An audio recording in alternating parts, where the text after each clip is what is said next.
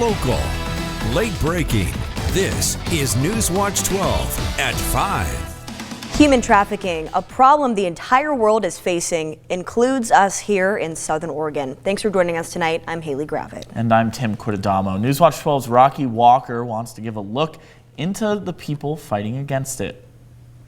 Human trafficking flows through Southern Oregon daily, including in Jackson County. With funding from the Department of Justice, Jackson County has a coalition against trafficking, approaching trafficking in different ways through a partnership with multiple organizations. We have training and education. We have, of course, a victim advocacy, victim services task force, and then there's essentially the justice services task force. Justice Services Task Force is the police intervention that often brings the other resources to the table, such as relocation assistance and help in their journeys out of trafficking. While in Josephine County, their sheriffs say they have to rely on aid outside of the area. It's pretty limited, and you would think that by now there would be more resources, but there's not. Resources for victims comes from other groups that don't have trafficking as their primary focus. Aside from this, a main partner for Josephine County is UNITE, an organization that assists those trafficked for labor, specifically in the marijuana industry. The law enforcement believe 90% of the workforce in the marijuana and hemp industry don't get paid.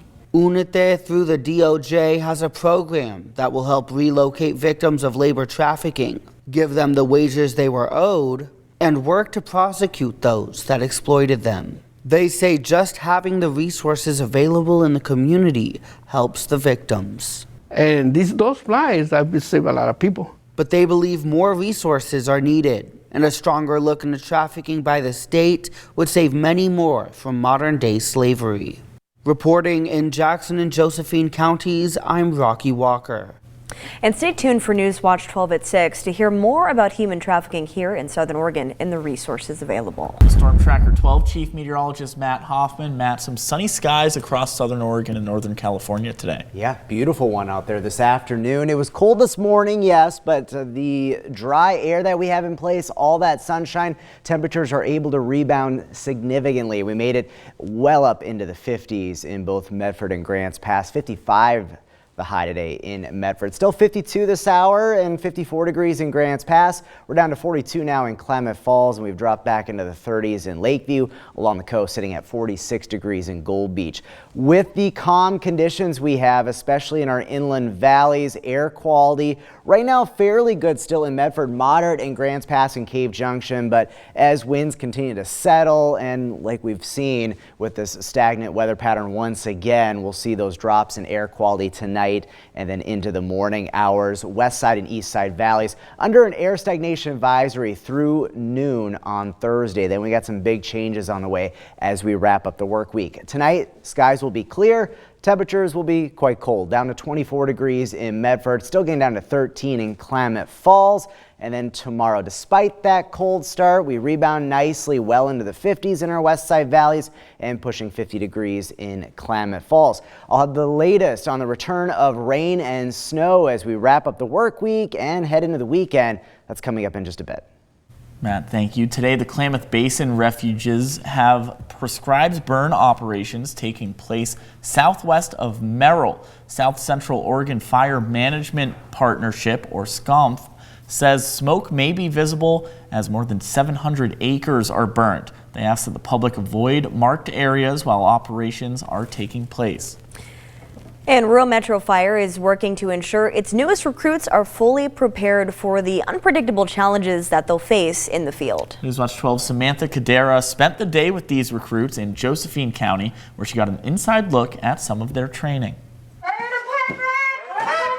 You know, every call is a little bit different and it kind of keeps you on your toes. After classroom sessions on the weekends, these recruits head back to the fire station to practice what they've learned, repeating the drills over and over to build muscle memory for when the heat of the moment arrives. So just having those initial kind of steps and what to do and then also being able to kind of build off of that and like change it for whatever scenario you're in. For some, it's a lifelong dream, and for others, it's the desire to make a difference in their community. I originally started to want to become a firefighter because I was in a really bad car wreck when I was younger, and back then women firefighters were not all that common, but I remember this one who had come and she was there for me. I remember thinking after some recovery time, I was like, wow, I really want to help people in that way. Honestly, it's been a lifelong dream. The recruits must master their skills through rigorous drills wearing gear that weighs as much as 60 pounds, all while dealing with the heat and pressure of the situation. It's just that feeling you get when you make contact with somebody in need and you're able to actually successfully get them to safety. That's like what it's all about. It's just that feeling you get when you make contact with somebody in need and you're able to actually successfully get them to safety. That's like what it's all about. And our faces are red because it's hard. Like it's hard lifting people. And there's one key motto that guides their training. You don't train till you get it right, you train till you can't get it wrong. Don't train until you get it right, train until you can't get it wrong. Don't train until you get it right, train until you can't get it wrong. Reporting in Josephine County, I'm Samantha Cadera. The Medford Fire Department says their team is back after spending 2 weeks deployed to the Palisades Fire in Southern California. They primarily focused on structure protection, extinguishing hotspots, and mop-up. They also supported homeowners as they returned to what was left of their homes. In one case, the team helped a woman sift through the ashes and recover items that were lucky enough to survive the fire.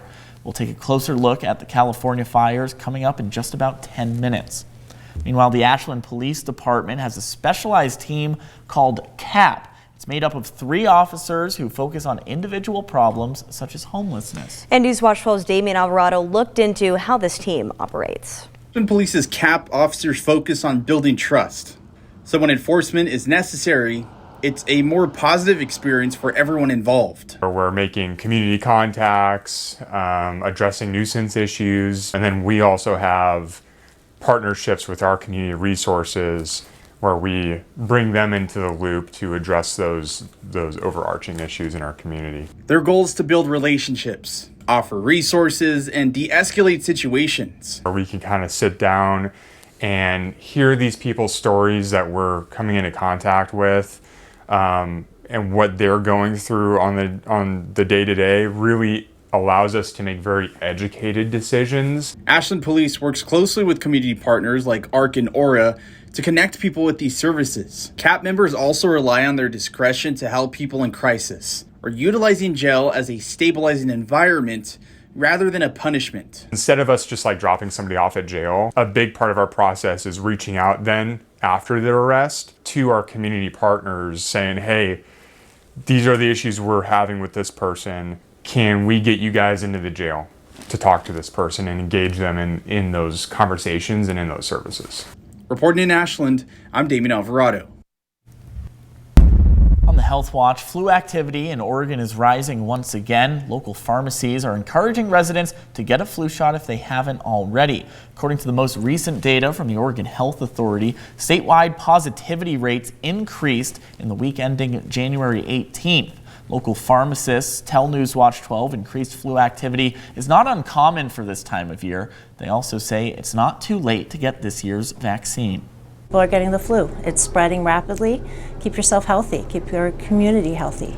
So it's not too late. We take in walk-in appointments. Very easy. While the vaccination doesn't guarantee that you won't get the flu, symptoms won't be as severe if you are vaccinated. The flu shot can also prevent severe complications from occurring. Looking to a scam alert, the Josephine County Sheriff's Office is warning residents of multiple scams. They say some scammers may be searching for inmates and contacting family members with claims that they can help release loved ones for a fee. Additionally, several people have reported scammers posing as a deputy and demanding payment.